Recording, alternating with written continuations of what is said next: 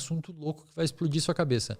É por isso que transtornos psiquiátricos são tão difundidos hoje e existem tanto também, cara.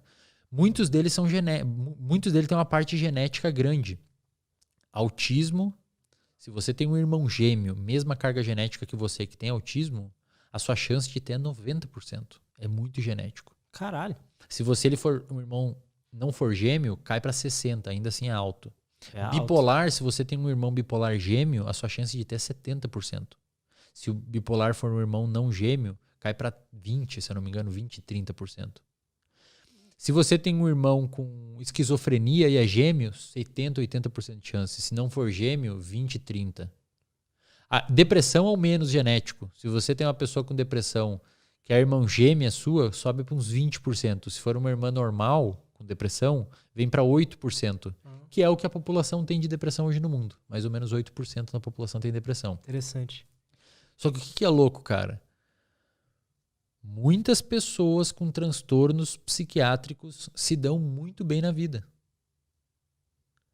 Por quê? Porque dependendo do ambiente que ela estiver, algum determinado traço comportamental daquele transtorno vai favorecer muito essa pessoa, cara. Tipo ansiedade, por exemplo, dependendo do ambiente que ela tá. Eu tenho pacientes com TDAH, por exemplo. E geralmente acho que eles têm pouca atenção. Na verdade, se você for ver, o paciente com TDAH ele tem muita atenção. Esse é o problema dele. Na verdade. Agora você não entendeu, né? Pensa assim, ó, um paciente com TDAH lendo um livro aqui. Cara, se bater a porta lá embaixo, ele vai olhar. Tipo, uma pessoa falando ali. Ele já não... Então, ele não consegue sustentar a atenção num lugar, mas ele está prestando atenção em tudo toda hora. Inclusive, isso provavelmente se dá inclusive devido ao tálamo, uma região do seu cérebro que filtra informação sensorial. No TDAH, ela ser mais furada, digamos assim. Então, por exemplo, a gente está falando agora, você está prestando atenção em mim. Se alguém fala lá na outra sala, o seu tálamo pode impedir a informação que entrou no seu ouvido, passou para o seu tálamo e ele tranca ali, ele não deixa acender, subir para as áreas auditivas. Então, você não vai tomar consciência daquela situação. Por exemplo, agora você está sentado na cadeira. Você até eu falar, você não estava sentindo a sua pele tocando na cadeira. Agora você está sentindo porque eu falei. Sim. Por quê? Porque o seu tálamo estava inibido. O óculos no seu rosto. Você não estava sentindo o óculos tocando o seu nariz até agora. Porque essa informação sensorial, o seu tálamo estava impedindo que fosse até a área somatosensorial e você tomasse consciência dessa informação. Pacientes com TDAH talvez tenham, o tálamo deixa passar mais coisa. Então a gente está falando, em vez do tálamo segurar aquela voz, ele deixa eu prestar atenção, daí minha atenção desvia. Então o TDA não é falta de atenção? É muita atenção. É excesso. E inclusive, cara, se você pega um paciente com TDAH motivado com uma coisa, que você bota ele estudar uma coisa que ele gosta, ele fica com hiperfoco naquilo. Eu tava procurando... Eu queria saber se existe alguma correlação de pessoas que cresceram jogando videogame com TDA. E no texto lá que eu vi, estavam falando que muitos pacientes com TDA, eles têm um hiperfoco, né? Muito, muito hiperfoco. E por quê? Porque o TDAH, quando tem a característica hiperativa junto, você pode ter só TDA ou TDAH. Você pode ter só o déficit de atenção ou com hiperatividade. O TDAH tem uma característica muito impulsiva. Por isso que eles usam muita substância e tal. Só que essa impulsividade pode ser direcionada para um estudo, cara. Para o trabalho. Eu conheço paciente, tenho paciente e conheço muita gente com TDAH que é muito... inclusive, os psicólogos e psicólogos TDAH que são referência na psicologia. Por quê? Porque eles conseguem ter um hiperfoco naquilo. E não TDAH relativamente controlado e meio que direcionado, eles se educaram a direcionar o transtorno para o trabalho. Cara, pacientes com toque, cara. O que é o transtorno obsessivo compulsivo? Transtorno obsessivo compulsivo é um cara um formador de hábitos. A galera não pensa assim, cara. Por quê? Porque quando você vai discutir transtorno mental, a galera sempre fala coitadinho e tal. Talvez o seu chefe seja bipolar. Talvez o seu chefe, que é talvez melhor que você no seu trabalho, tenha TDAH. E ele talvez só seja melhor porque tem isso. Tipo assim, a gente dá nome para as coisas, Lutz. Mas existem fenômenos que perpassam esses diagnósticos, como, por exemplo, a impulsividade. Você pega um paciente numa hipomania e pega um paciente com TDAH, eu duvido um psiquiatra conseguir distinguir eles. Você sabe que ele tem bipolaridade porque você espera ele ciclar. Ele entra numa depressão e tal. Mas é igual, cara. Um paciente em hipomania é igual um cara com TDAH. A hipomania é o outro lado do bipolar. É o outro lado do bipolar, sem ser a depressão. Entendi. Pega um paciente com TOC e um paciente com TDAH. Você só vai saber. E olha os dois. Bota aqui na mesa e olha os dois assim, ó. Você não vai saber qual que é qual. Porque tem uma característica impulsiva que permeia vários diagnósticos.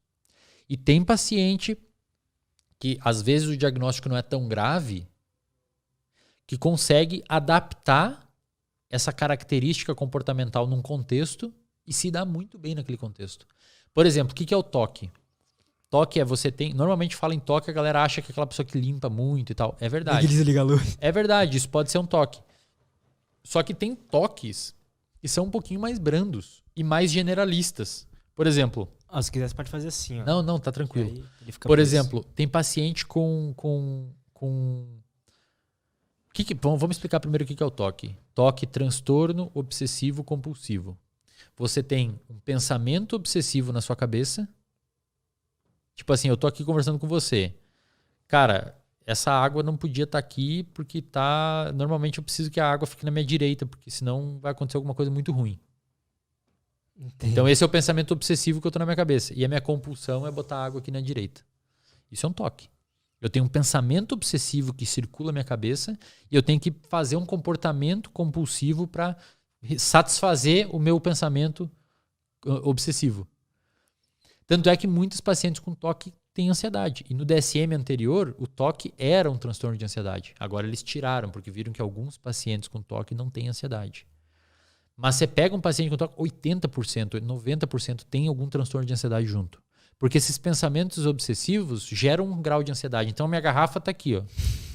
Minha garrafa está na minha esquerda. E por alguma razão, eu acredito que vai acontecer algo errado se a garrafa ficar na esquerda. E, cara, isso daqui... Essa razão pode ser real ou não? Ou é sempre algo... Sempre catastrófico. Entendi. A maioria das vezes catastrófico. Você acha que a mãe vai morrer, que alguma coisa vai acontecer errada, que vai perder o emprego. Aí a pessoa bota aqui, e enquanto ela não fizer esse comportamento, a ansiedade dela fica lá em cima, porque ela precisa ter aquela compulsão para resolver aquela obsessão. Qual que é a terapia para TOC? Ou seja, isso aqui foi um hábito, é um hábito que eu tenho, tá? É um pensamento meu que faz eu ter aquilo. Qual que é o tratamento para TOC, padrão ouro? É terapia de exposição com prevenção de resposta. Então, se eu tiver um paciente com TOC, eu vou pedir para ele botar a garrafa no lado esquerdo dele. E evitar a resposta. Ou seja, eu vou expor ele à situação ansiosa e vou falar para ele, cara, segura e não tira a garrafa dali. Até que em algum momento o cérebro dele aprende que não tem problema a garrafa ficar no lado esquerdo. Óbvio que isso num processo terapêutico, bem estruturado, com técnicas e tudo mais. Mas basicamente você ensina o cérebro do cara que tudo bem ele pisar no quadradinho da calçada quebrado. Não vai quebrar a coluna dele. Sacou? Só que alguns pacientes com TOC tem o que TOC, cara? Organização de agenda. TOC de saber o que vai fazer semana que vem. De conseguir cumprir as tarefas. Uma ansiedade um pouquinho elevada se não fechar todos os cálculos da empresa logo. E, cara, eventualmente um traço comportamental desse faz você ficar rico. Faz sentido. E eu tenho e conheço pessoas que têm esses transtornos, ou às vezes tem traços do transtorno, não chega a fechar um transtorno, mas tem traços, apresenta alguns sintomas do transtorno, e que justamente esses sintomas permitem que a pessoa seja muito boa. Agora, você pega uma pessoa com TOC de organização de agenda e coloca ela trabalhar numa empresa onde é tudo uma zona, vai ser um inferno pro cérebro dessa pessoa. Porque o cérebro das pessoas não lida bem com incertezas e desorganização. Vai ser um ambiente extremamente estressogênico. Extremamente estressogênico. Tem um caso que eu li recentemente de uma paciente que foi diagnosticada com TOC. Ela tinha 33 anos, foi diagnosticada com TOC aos 11 anos. E ela desenvolveu depressão, tomou um monte de medicamento, ficou deprimida e tentou se matar. Ela usou álcool e tudo que era medicamento que tinha disponível em casa, tentou se suicidar, se intoxicando. Como o TOC é uma doença, um transtorno que envolve uma superformação de hábitos, de fato, a região do cérebro chamada estriado dorsal, que é a região envolvida com formação de hábitos, é superativa no toque. O paciente com toque tem uma superatividade do estriado dorsal. O estriado se divide em dois, basicamente, o ventral, que é o sistema de recompensa, e no ladinho dele o dorsal, que é o hábito.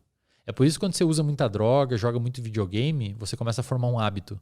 Porque você estimula tanto uma parte do estriado liberando dopamina que essa circuitaria dorsaliza via neuroplasticidade e forma um hábito. Fumar cigarro é um hábito, beber álcool é um hábito, jogar videogame é um hábito. Comer mal é um hábito. Dependências químicas, de uma maneira geral, são hábitos. A dopamina está totalmente ligada à criação do hábito? Totalmente ligada. Você precisa de dopamina para criar um hábito. Essa paciente com toque que tentou se suicidar, esse caso é muito massa, cara. Quer dizer, não foi massa para ela, mas é legal para a ciência. Essa paciente que tentou se suicidar, o que aconteceu? Ela tomou tanto medicamento, cara, que aconteceu uma isquemia no estriado dorsal dela. O que é isso? Uma isquemia que impede o fluxo sanguíneo e a área morre. Ela entrou em coma, aconteceu uma isquemia, foi publicado na revista... Ai, cara, não lembro. Tá no meu Instagram também esse estudo. Quando a paciente acordou do coma, ela não tinha mais toque. Caralho! ela desenvolveu alguns problemas motores, ela tinha um problema de escrita e alguns pequenos problemas de controle emocional que ela já apresentava e tal, mas ela não tinha mais toque. Ela ficou a vida inteira com toque, tentou se matar, arrebentou a área do cérebro dela envolvida pelo toque. E quando ela acordou, na escala que aplicavam para ela para toque, que dava 30 e poucos pontos indicando toque severo, estava 6, 5. Menos de 10, que nem precisava de tratamento nem medicamentoso, nem psicoterapia. Cara, que louco. Por quê? Porque o toque é uma superformação de um hábito. Um paciente com toque, ele forma hábito muito bem. Tanto é que ela não consegue inibir o comportamento automático dele. Então, para você tratar um cara com toque, você tem que meio que quebrar o hábito. Então, vou deixar a garrafa aqui e não vou botar para outro lado. Tem que segurar o impulso. Tá? E essa paciente, pelo fato de ter destruído essa área, ela teve uns probleminhas motores porque esse estriado é também, por isso que uma das vias dopaminérgicas se chama via nigroestriatal, porque ela vai para o estriado também. E o estriado está envolvido com a gente fazer comportamento motor. Entendi. E ali deu uma quebradinha num lado da parte motor, ela também ficou com dificuldade de, acho que, coisas finas, escrever, coisas assim, sabe? Entendi. Mas curou o toque. Então, aí, na sua visão, na sua visão científica ou pessoal, esses transtornos, eles têm um lado positivo também? Aí que tá. Assim como as mutações que permitem a evolução das espécies, que o Darwin viu lá que você nasce com um gene que meio que bota você com um pescoço um pouquinho maior, se você for uma girafa, permite você comer mais que as outras e reproduzir esse gene? Talvez, cara. Entendi. Talvez se você olhar o comportamento humano, por exemplo, pessoas que nascem por alguma razão com uma necessidade maior dopaminérgica. Essa pessoa pode desenvolver um vício em crack, em qualquer outra droga, ou pode ser um workaholic e fundar a Apple.